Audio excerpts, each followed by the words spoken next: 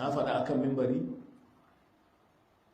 duk inda shayi ya haɗu in ka watsa masa fitsari na kwakwara ya tashi daga aiki ba ma fata haka Allah karɓa mana amma ubangiji ku zo mai ta inda yake cewa kuma shurun malam bai ce kana ba shi kanshi zalunta ma almajiransa ne Allah kuwa domin sun zo wuya shuru tun shekara 11 na taɓa wannan tun lokacin da wasu 'yan siyasa tun difadin suka ɓace makarantar sun san azzalumai ne su kai sun sani da kansu da ya fito gidan rediyo Allah baya barin zalunci lokacin da aka tsige baba mai mango Murtala Inyaku na ji shi a BBC wannan ba daidai bane Allah ba barin sai okay ashe dan siyasa ma ya san haka dan tana mu dake da Allah din da zamu ga mai cikin dare kananan alhaki ma akan duniyar ku shigo da zalunci wajen bautar ubangiji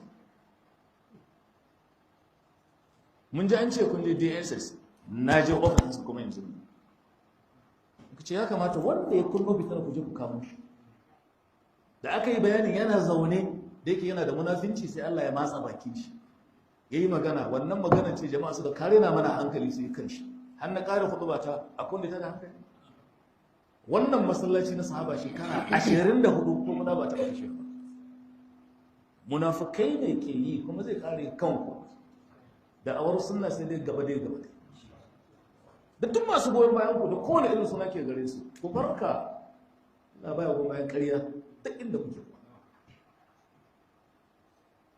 ha ta haida ma don ce zan bashi masallaci ne na ce gaba da masallaci na masallacin ne ka karɓa kai amfani da suna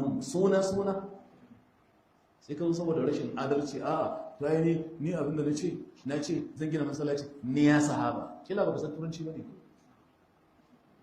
abin da aka faɗa ke wai ne ya sahaba ka saba na niyya kuwa ga abu ma ba a hannunku a rubuce duk ku shiga cikin system ɗin gashi misali ai kai ƙarya inda mutane ba su san abu misali ka wulakanta kanka misali ita dukiya ni'ima ce so kada wani zai ce ai hakuri sun ce baka san hakuri bane they want you to remain silent. They say you are cowards. If you talk, they say you are what? You are rude. Ai ba a shirya. Shi zana gaya ma daga cikin jami'an ce yanzu barin tambaye kun zama na hakuri. Wa ya fi annabi Muhammad hakuri? Amma sai da ya ce a kamo Ka'abu ibn al-Ashraf a kashe shi. Me yasa bai hakuri? Maruru in ya riga ya kai inda ya ce ka fasa shi ka huta. Na ce bari mu fasa din duniya kowa ya ji. Kar ku dauka muna magana cikin ran. Mun ga mun yi shiru ba rauni bane. Musulunci ne karantar da mu tarbiyya. Shi yasa muka yi hakuri muke. So ku fahimci kansa na guri da kyau. To wannan kenan. Kuma za ku dinga jin sako ko daga maso yanzu magana ta kara din Najeriya ne gaba da. Har Kirista wai suna ainihin a musulunci. Dama filin mu ne muna ta addu'a Allah ya hana su zama lafiya. Kaji ma Kirista. Saboda kuka kuna wuta fitina. Kuka kuna wuta fitina. Har bin Uthman ne kare khutba kaji an tanka a masallacin sai kai saboda miyar ka ta yi zaki saboda ubangidanka yana wuri. Ka tashi ka kwantar ƙarya dan baka da kunya. Dan baka da kunya. Kai kake cewa kar makalla ka san shi wannan abin wato ainihin ka san Hudaybiya inda aka yi ma annabi. Okay ka san an zalunci annabi kenan. Dan ka tabbatar da zalunci sai ka ce ba zalunci. Baka san mutane suna kallon ka. Da muka yi shiru ka ɗauka mun shirya mu kuma komai a kanta masu mari ga sun ka zo na lafiya ba ranka da faɗa da komai don ba san ku ba inda muna da rigima shekara 30 yau a unguwan nan ka taɓa jin ku da ya mutu sai da kuku fitinan ku munafukai yan kulle-kulle kuma ga shan ina kuke yanzu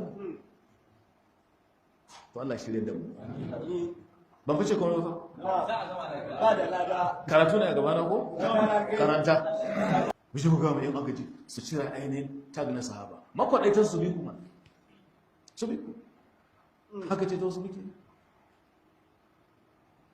an kawo gaban ne kun ji na yi magana da a baya shekara 12 makarantar da ke kulle kuka rusa karantar da masu musulunta kuma ku ba za ku iya ba zunubin na nan a wuyanku community din kun dilan bata amfana da makarantar ba saboda masifa da ke zakata kun ji ne magana kun dauka tsoro ake magana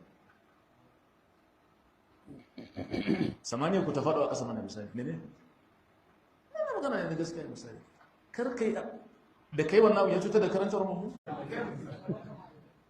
ko ka ce arabiya ne bai iya ba kai da baka yi abc din ba tuku duk waɗannan yara matasa dan ne su ake dan mun fitina ba ta wuce ba ma san ka ba sai dai kai da ka kunno fitinan ita za ta laƙume ka in ba ka hudu ba aka yi ka tashi kana son ka kare iyayen gidanka da kake samun kuɗi a wurinsu inda kuɗin shi ne Allah misali jama'a suka ce ya za ka rena hankalin abin da ya faru kenan suka ku jami'an tsaro ku je ku litsa wannan a gaba me yasa kai abin da yake jama'a cikin kwanciyar hankali su ku zo da yan sanda kun tsoronta waya ma da wani yan sanda mu da muke karantar da zama lafiya ai ba mu ai karatun ne in ba ka so annabi nuhu ku ji lokacin da ya magana ne